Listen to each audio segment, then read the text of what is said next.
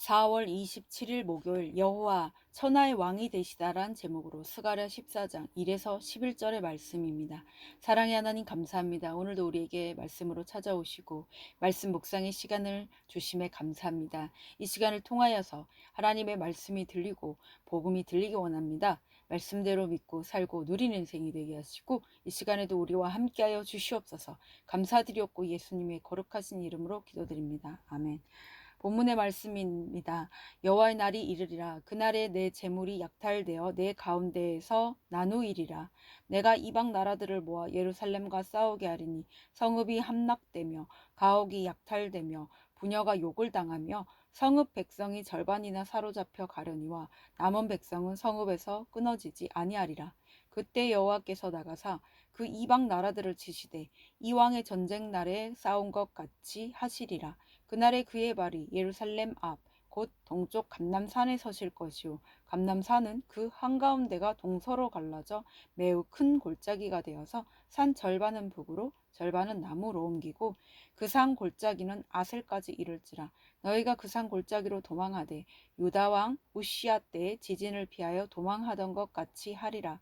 나의 하나님 여호와께서 임하실 것이요 모든 거룩한 자들이 주와 함께하리라. 그날에는 빛이 없겠고 광명한 것들이 떠날 것이라. 여호와께서 아시는 한날이 있으리니 낮도 아니요 밤도 아니라 어두워 갈 때 빛이 있으리로다. 그날의 생수가 예루살렘에서 솟아나서 절반은 동해로 절반은 서해로 흐를 것이라. 여름에도 겨울에도 그러하리라. 여호와께서 천하의 왕이 되시리니 그날에는 여호와께서 홀로 한 분이실 것이요 그의 이름이 홀로 하나이실 것이라. 온 땅이 아라바 같이 되되 게바에서 예루살렘 남쪽 림몬까지 이를 것이며 예루살렘이 높이 들려 그 본처에 있으리니 베냐민 문에서부터 첫 문자리와 성 모퉁이 문까지 또 하나넬 망대에서부터 왕이 포도주 짜는 곳까지라.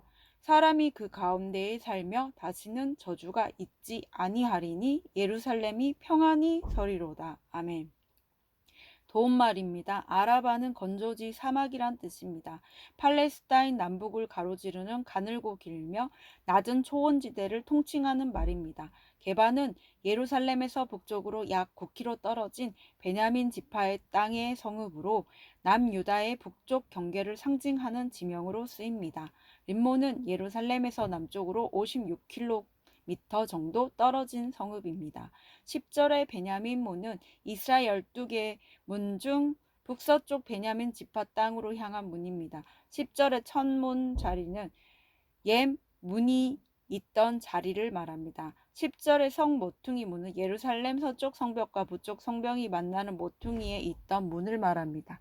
본문 요약입니다. 여호와의 날에 하나님이 이방 나라들을 모아 예루살렘과 싸우게 하시지만 성읍 백성은 끊어지지 않게 하신다고 합니다.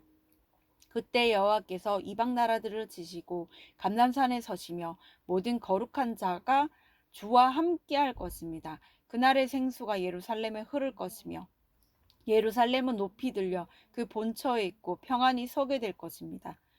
오늘의 중보기도입니다. 천하의 왕이요 홀로 한 분이신 여호와 하나님을 섬기는 위정자들이 이 땅 곳곳에 세워지게 하옵소서. 아멘.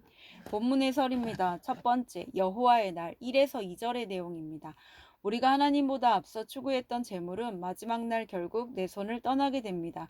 그리고 하나님보다 더 크게 보았고 함께하고 싶었던 이방 나라들은 오히려 나를 공격하여 녹이는 용광로가 됩니다. 그러나 이 모든 것은 내 구원을 위해 허락된 연단입니다. 이 연단을 통해 성읍에서 끊어지지 않은 백성을 남기셨듯이 하나님은 나의 구원을 위해 내 안의 죄와 더러움을 다 녹이신 후 거룩의 씨앗을 남겨두십니다. 그리고 이 씨앗을 하나님이 스스로 키우십니다.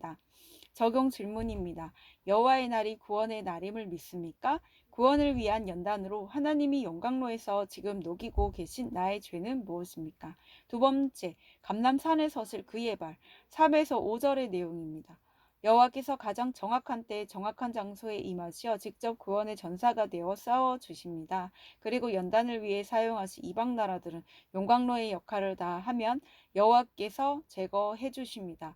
하나님은 승리자가 되어 반드시 자신의 성읍 감람산에 임하실 것입니다. 이때 감람산이 갈라져 생긴 골짜기에 고난의 연단을 통과한 모든 거룩한 자가 주와 함께 거합니다. 회개를 통해 내 마음의 감람산을 주께 보여드리면 예수님이 그곳에 임하시어 나 대신 싸워주시고 승리하실 것입니다. 적용 질문입니다. 주께 맡겨드리지 않고 내 힘으로 싸우고 있는 전쟁은 무엇입니까? 세 번째, 여호와께서 아시는 한 날, 6에서 11절의 내용입니다. 여호와께서 아시는 한 날이 반드시 있습니다. 오직 여호와 홀로 한 분만이 천하의 왕이 되시는 그날 예루살렘 주변의 온 땅은 평지가 되어 낮아질 것입니다. 그러나 예루살렘은 자신의 경계를 한 뼘도 잃지 않고 높이 솟아올라 본래 자리를 차지하며 열방에서 짓밟히던 자리에서 열방이 우러러보는 높은 자리에 서게 될 것입니다. 예수님은 주님으로 모신 성도는 예수님을 주님으로 모신 성도는 이미 세상 사람들이 오를 수 없는 높은 곳에서 생명의 물을 마시고 있습니다. 그래서 나를 둘러싼 환경과는 무관하게 평안히 서 있을 수 있습니다. 적용 질문입니다. 주님을 만나 이미 높은 곳에서 생명의 물을 마시고 있음에도 나의 신분을 귀하게 여기지 못하는 까닭은 무엇입니까? 오늘 기도하기는 구원을 이루어가고자 주시는 연단을 잘 인내하게 하옵소서. 힘든 삶 가운데 가장 정확한 때에 정확한 장소에 임하시어 직접 구원의 전사가 되어 싸워주시는 주님을 믿으며 나아가게 하옵소서. 오늘 하루 주님을 만난 내가 가장 높은 신부님을 깨닫고 감사하며 살게 하옵소서. 아멘. 묵상 간증입니다. 성공은 나의 것이란 제목으로 이세영님의 말씀 적용글입니다. 모태 신앙으로 태어나 어려서부터 교회에 다녔지만 제가 죄인이라고 생각해 본 적은 없었습니다.